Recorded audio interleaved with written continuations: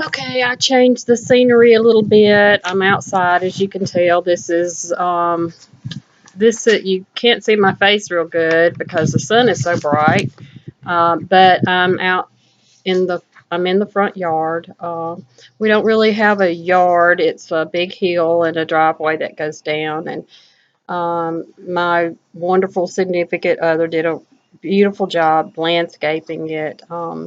And it's real pretty out here, and it's serene and quiet, and um, it's springtime now, so the leaves are coming back on the trees and the blooms, and it's just a nice place to be. And he has worked so hard to get his home like he wants it. And we're not married. This is not, he says this is just as much my home, but you know, I don't really feel 100% like it's my own. Um, but he was married for 35 years, and I was married for 37 years. And him and his wife built this house. Well, he built it, but she did a lot, decorating and that sort of thing. Um, Most of her things are not in the house. There's just a few little things that are. He gave her everything out of it that she wanted, and they had a very ugly divorce. Um, and I'll tell you more about that after I get through with all of these moves. I want to get my moving out of the way because to me, it's real important that you know why I divorced my husband. And I feel like that, you know, one day um, my grandchildren, family, my children will look at this, you know, uh, it'll be a long time down the road before they do because, um, you know, I just need them to know why I am the way I am, what changed me, um, why I chose to live with somebody instead of getting married. Um, that's a big sin in the South. You don't live with people. I mean, you get married and do things the biblical way, and but sometimes circumstances, cause you not to be able to do those things. And you know, he's he's a good person, and he believes in taking care of a woman, and he saw a need, and we fell in love pretty quickly. I fell in love with him because he was so persistent, and he wanted to have me in his life, and he wanted to take care of me. And he, we just we it moved very quickly. And when I say quickly, I mean very quickly. But you know, we love each other, and that's all that matters. So anyway, um, I know I have a lot of things to tell you about my moves, and I've missed a few. I've kind of uh, skimmed over some things, but right now we are on move number 45. Believe it or not, yeah, that's you know where we are, where we stand right now. Um, I don't know if I went over every single one of these or brought them out, but we just moved so much that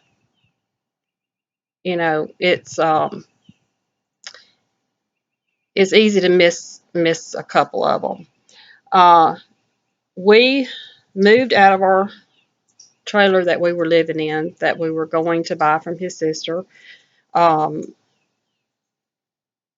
I really liked it. I wanted to stay there. Um, he didn't care for a trailer. It didn't matter to me what we lived in or where we lived. Um, I felt like I could make a home out of anything. And I tried to get him to understand that, that it was okay if we lived in, a crappy piece of trailer or whatever, that, we could fix it up and we could, we have to start somewhere. His keeping up with his image was more important than mine. I think we both, um, had some mental issues when it come to that. But anyway, we moved out of the trailer into an apartment. Well, our oldest son went to live with his aunt, my husband's sister, and because he was tired of sharing a room with his brother, they were very, very different, and he wanted to have his own space. So she told him that he could come up there, come where they live, and stay with them.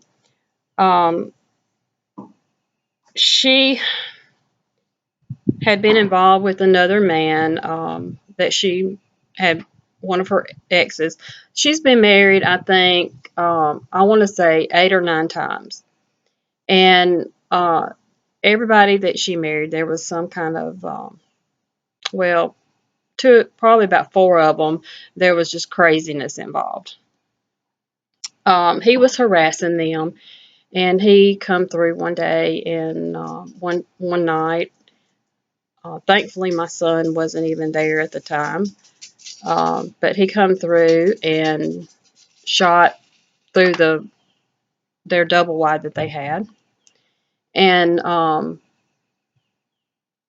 couple of the bullets went through the wall in his bedroom, and they later found a bullet. Actually, it was a bullet under his pillow.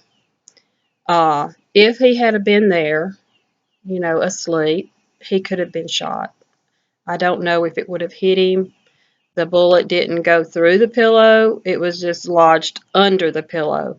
So more than likely, it would have been in the, it depends on where he was sleeping, where he had his head laid. So anyway, that was a very stressful thing that we were going through because, I wanted him to be at home with us, and he, he just couldn't. He just couldn't stand being in the same room with his brother. And so he chose to stay there. And so, anyway, my son was, um, we had taken him out of high school because he wanted to play football. And the public high school, the coaches would use some pretty bad language, calling them names and stuff. And he called me one day and said that he was not playing anymore for them, that he was quitting. And I went to the school and picked him and another boy up, and they were very upset. Um, so he wanted me to let him go to a private school, so he didn't have to listen to that kind of stuff. Which that's what we did. We put him in the private school. Um, our oldest son, he he didn't graduate from high school because this is what he told me, and I believe him. He was very smart with computers, and his teachers and all the staff, I mean, this is back when the computers were fairly new, they would get him out of class and ask him to come help them with their um, computers and downloading things, and he was like the geek, and so he liked a half a point graduating. And I don't know how they do now, but back then, you did not walk in graduation ceremony if you even had a half point to gain. They were very strict, and I had talked to the principal, and I got really upset because my son was not going to get to walk with his class, and it was embarrassing for us, for him, and we took it pretty hard. We were all about our image and pride and that kind of stuff. So I learned really quick that you don't, you know, it doesn't matter who you are. Um, Things can change in an instant, and you have to accept things and just try to move on. So he went to summer school and eventually got his diploma, and we were really proud of him. He wanted to go to college. He wanted to go to a Christian college, and so he went to college that following year. My second son, middle child, he played football for this uh, private school, and he loved it. They won a championship and everything, and we enjoyed him going, and we enjoyed the people, there, and um, he he was doing really well. Well, when football season was over with, he would get very agitated and upset because the schoolwork was so much harder than public school. So he really was struggling. I would pick him up in the afternoons, and he would be so worked up and agitated and angry, and everything was wrong. He didn't like his teachers. He didn't like the principal. He didn't, like the dress code, and it was just so much stuff that he would just fuss and fuss about. So I was at my wit's end. I didn't know, you know, what to do, how to handle it, and my husband was not any help when it come to that kind of stuff with the school and everything. He just kind of went through life doing his own thing, and he didn't want to have to deal with any issues. Um, I don't think he could handle them. Um, he felt as long as he was working and bringing the money in and taking care of us, that we should handle all the home issues ourselves. So, anyway, I decided to go through an umbrella program and homeschool him so he could finish school and not be so stressed out, because it was affecting all of us. His attitude and anger and everything, it was affecting all of us. So that's what we did. We got him enrolled, and he was doing pretty good to start with. Our youngest daughter, she got it in her head that that's what she wanted to do. She wanted to do the homeschool thing also. She wanted to get out of having to get up early in the mornings and going to school. So, I was having issues with her and her attitude. She and I had a couple of run-ins because of her attitude, and so I ended up taking her out. My husband didn't have a problem with that at that time until we started having issues with them. Uh, Getting them up and trying to get them to do their schoolwork. They knew they could sleep as late as they wanted, and they had all day to do their schoolwork, and all they had to do was do workbooks and then go take their test. And the tests were pretty much open book tests, so they really didn't have to even study or memorize and do things. It was a lot easier. So we did that, and my son was just not going to cooperate. So he ended up dropping out of the program, and he didn't finish high school.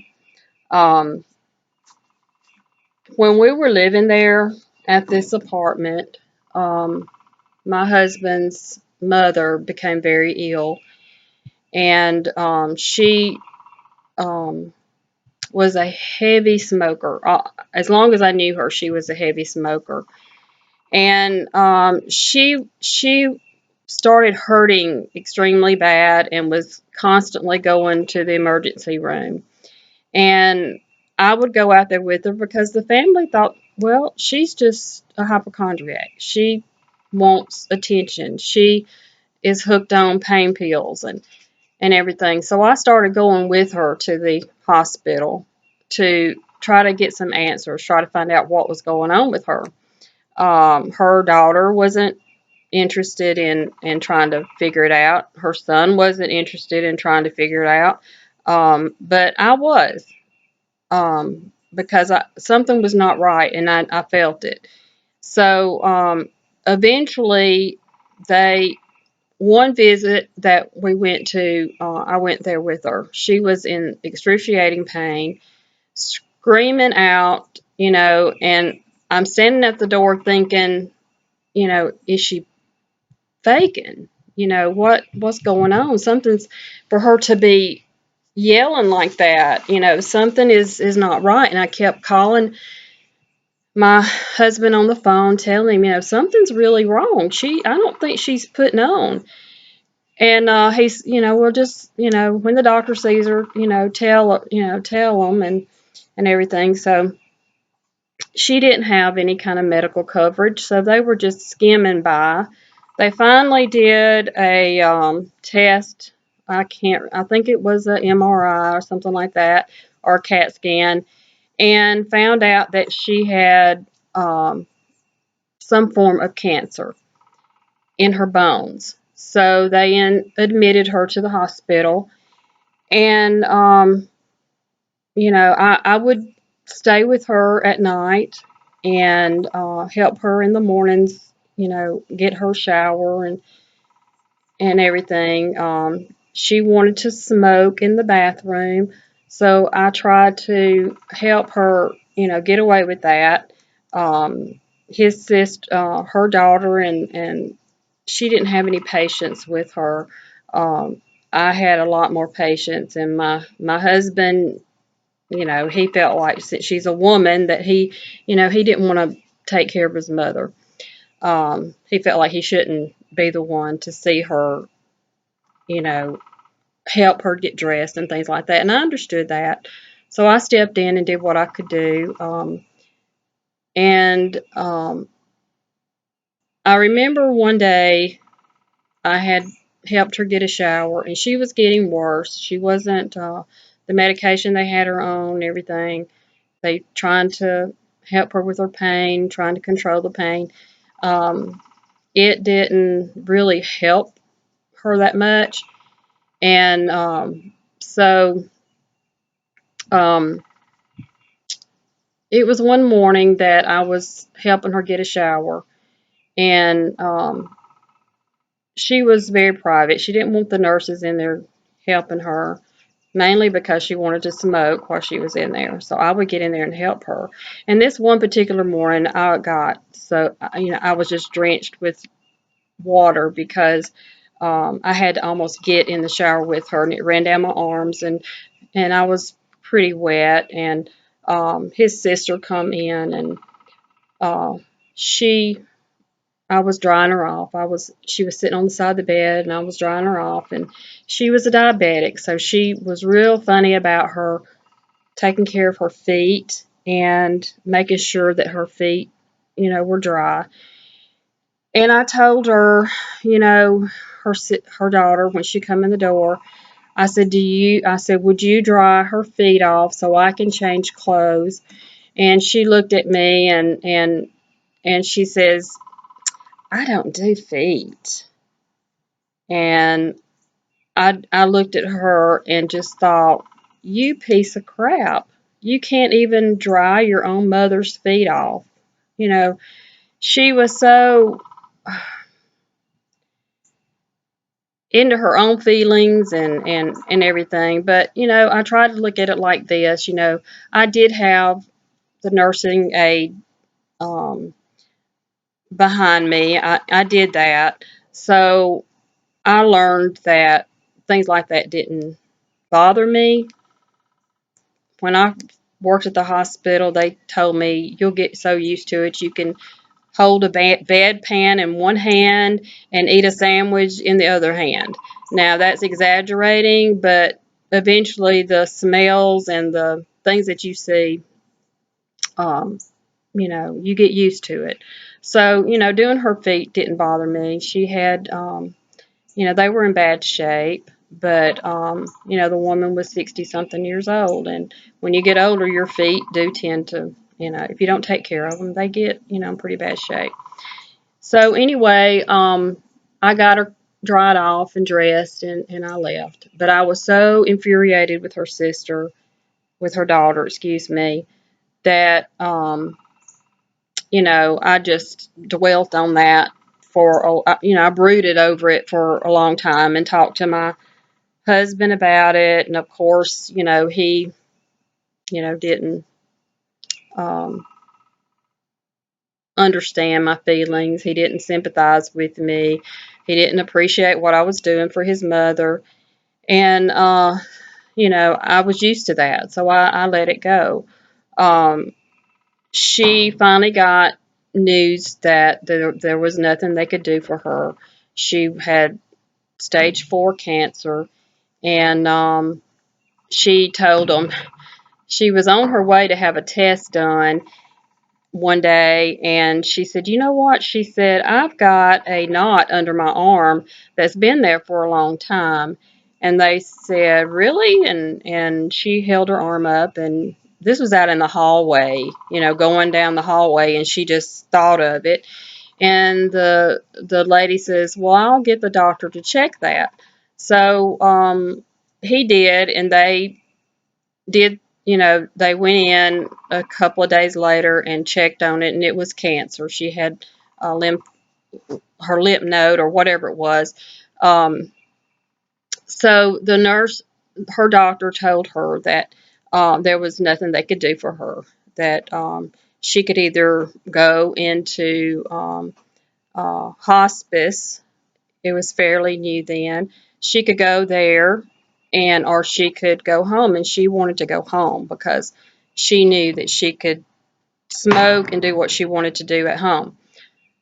So you know, my husband and everybody, they, got her set up for, she had a hospital bed and the oxygen and everything that she needed, and the nurses come out and gave her pain meds and everything that she needed, and we had her set up, and I pretty much took care of her for she lived for 2 weeks, and I took care of her, and I gave her a bath every day. Um, the first few days, she was really wanting to smoke and everything, so I would had a wheelchair, and I would put her in the wheelchair, would go in the living room, and let her smoke. Well, my husband was mad about that. He felt that you shouldn't do that. That's what caused this. And I told him, I said, look, it's too late to fuss at her about this. She only has so long to live. The doctor told us that she may live 4 months. She may live, you know, you know, 6 weeks. She may live, a week. Nobody knows. Just depends on how long it takes your body to shut down. So she,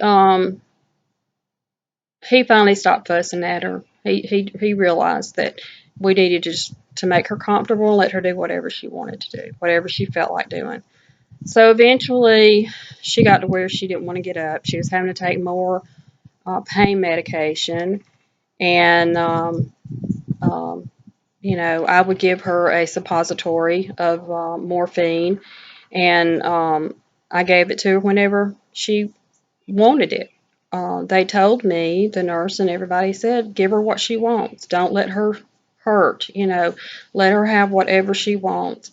So that's what I did. And um, the night that, well, she started going downhill into the second week, and uh, I could tell, that she had stopped eating and she'd stopped drinking, and I could tell by the color of her urine that, things were going downhill. And um, so, people started coming to see her and everything. And, to me, I feel like I don't understand why people come and visit you when you're dying, when they, especially people you've not seen in a very, very long time.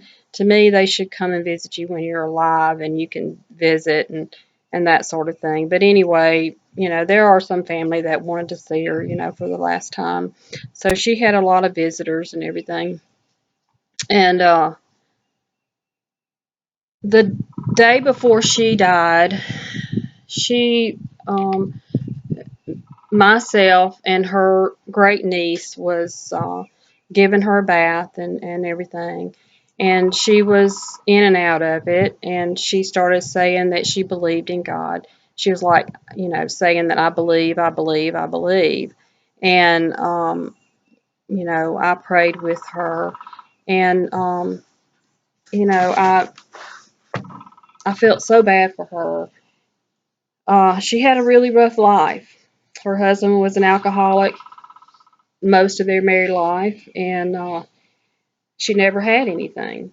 What she had in material things is what was given to her by her daughter, or my husband and I. Every time we would move, we would, when we got ready to get rid of stuff, we would give it to her. But she was so good to us.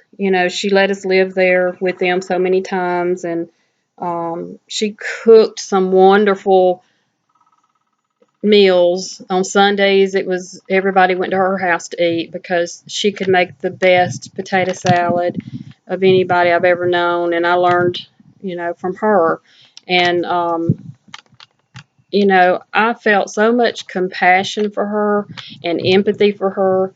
And she and I had our issues, over the years, but she was such a good person. She would give you, if you needed something, if she had $1 and you needed it, she would give it to you. I mean, she was just, she didn't want you to do without. She could do without, but she didn't want you to do without. She was such a good granny. She loved the children, and they loved her. And so we, she, um, I knew that she was probably not going to make it too many more days. I could tell by the way she was breathing. And, I know the family talked about me behind my back because there was some things said that I was over medicating her and this and that. But I didn't care. I gave her what she wanted. And if she asked for it, I gave it to her because I didn't want her to suffer. I didn't want her to hurt. And and when I worked at the hospital, I worked on the cancer unit, and I saw more than I'd ever want to see when it comes to cancer patients. And I think that was part of what led to my breakdown because there was a little girl there that her mama had cancer, and she was a very, very young girl. She had heart cancer, and the little girl was 3 or 4, and her name was Harley. Her daddy was a big Harley motorcycle person. He dressed it and looked the part. and they had actually been accepted to go to the Dr. Phil show to try to get her, you know, story out there so they could raise money for her to have a heart transplant. And the little girl, me working nights and everything, the little girl would come out there and we would play with her at the nurse's station. And we felt so sorry for her. And one of the nurses, she was African American, and she started taking her to church with her. And she's a little white girl, and this nurse would take the little girl to church with her on Sundays, and we just got really attached to her. But anyway, the woman finally died before they could go on the Dr. Phil show. uh, a lot of the nurses made fun of that situation because they thought it was ridiculous, for them to drive all the way out to California or wherever it was to go on TV and, and everything. And I thought, look, if my daughter was dying, I would be doing everything I could, to draw attention. So they were pretty ugly. Um, but anyway, getting back to my mother-in-law, she, I